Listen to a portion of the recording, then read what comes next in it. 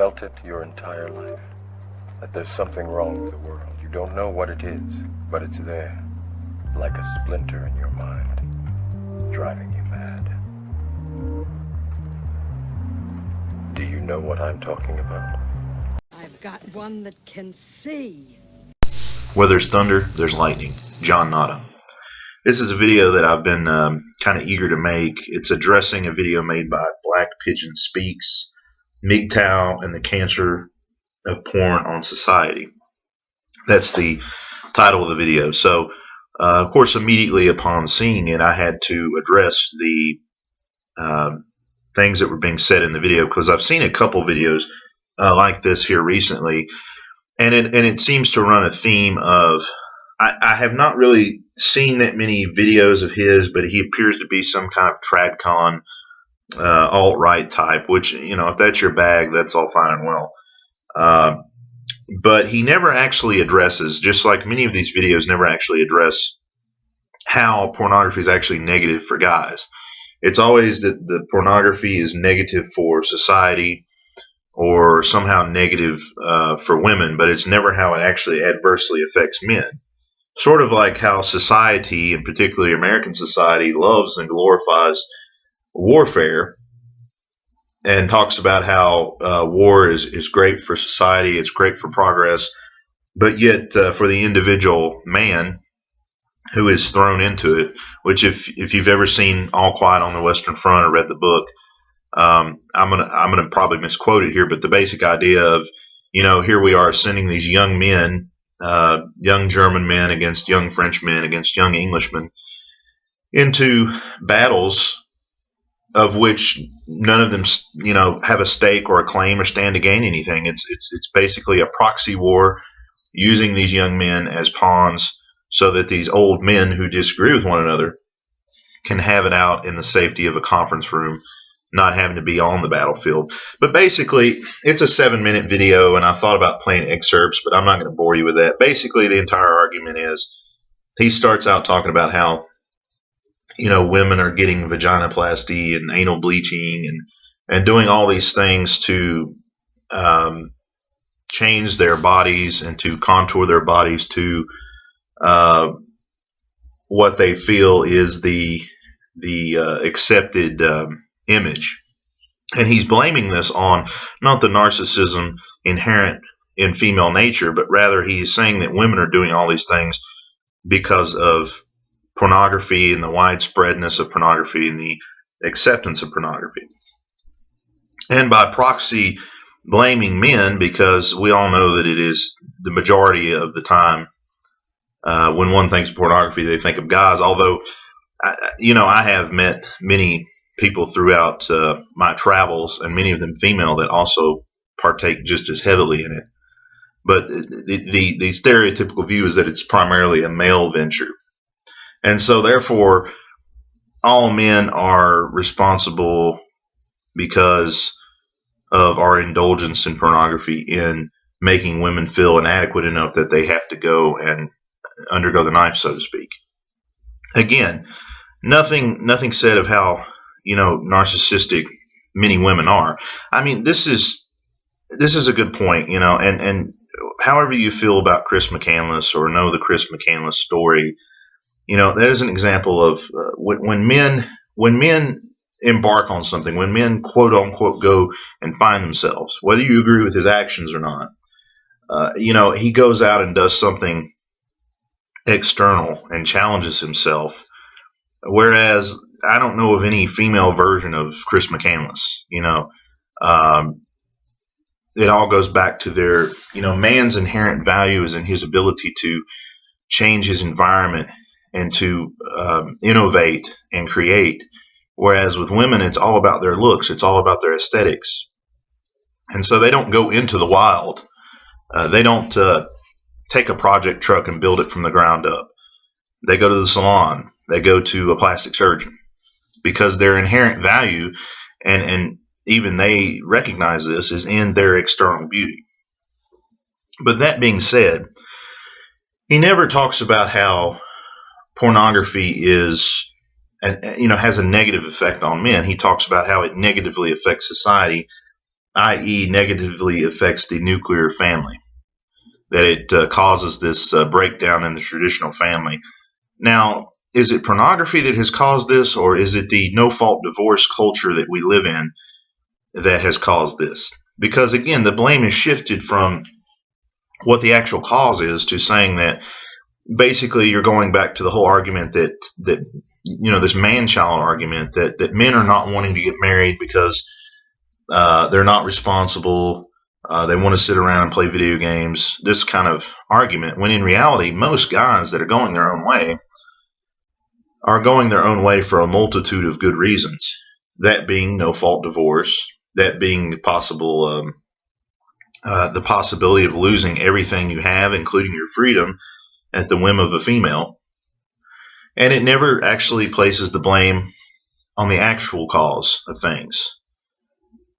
I can't really see how pornography negatively impacts a guy, because it creates an outlet. I mean, in the United States, we don't have any ability to make any sexual choices as a guy. I mean, you can't go to an escort legally. You can't go to a prostitute legally unless you're in Las Vegas. And so it limits, the choices are limited there. And unless you're willing to,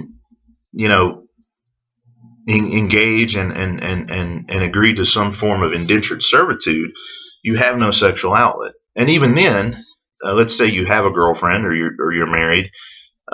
We know the frequency of sex among married couples is pretty low.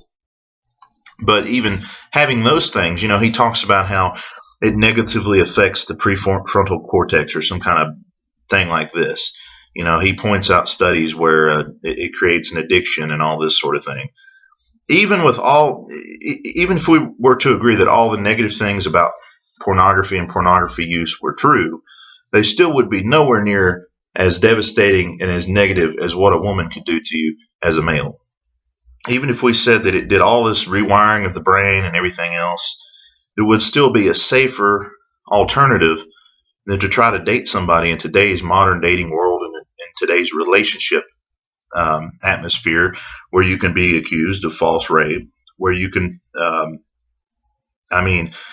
basically on the word of the female, and if there's any possible evidence, and we know that this has happened, where women have bruised themselves and beat themselves up and then accuse the boyfriend or the husband of abusing them, and then you have no recourse in the legal system. Half or more of what you've worked your life to earn and accumulate and gain can be taken away from you, and your children can be taken away from you. So it seems like that's a less dangerous alternative to all the trappings and all the things that can happen to you when you do engage in in the modern dating scene. But again, it's all designed to place the burden back onto the man. Because rather than expect anything out of women, rather than expect women to change, rather than expect women to go back to their traditional gender roles, of which is never mentioned in the video, the onus is placed back on the man to, go back to his traditional gender role, go back to these, our women and our families, which were never ours, because if they could be taken away, then they were never really ours. But basically, nothing in the video says anything as to the negatives for a man. And then later on in the video, he goes to mention how animals pair bond and all that, almost kind of a comparison of human beings to animals, of which if you scientifically, I guess we are primates, but that doesn't mean that I would hope that we're striving to be beyond that, striving for a higher consciousness and a higher being, and trying to reach our full potential as human beings. As Carl Sagan said, we are stardust, we are stars. So trying to fulfill and recognize and reach our full potential on that. But it's always about how it negatively affects women. Pornography makes women have a low self-esteem of themselves and makes them feel as if they have to compete with these porn stars and this pornography.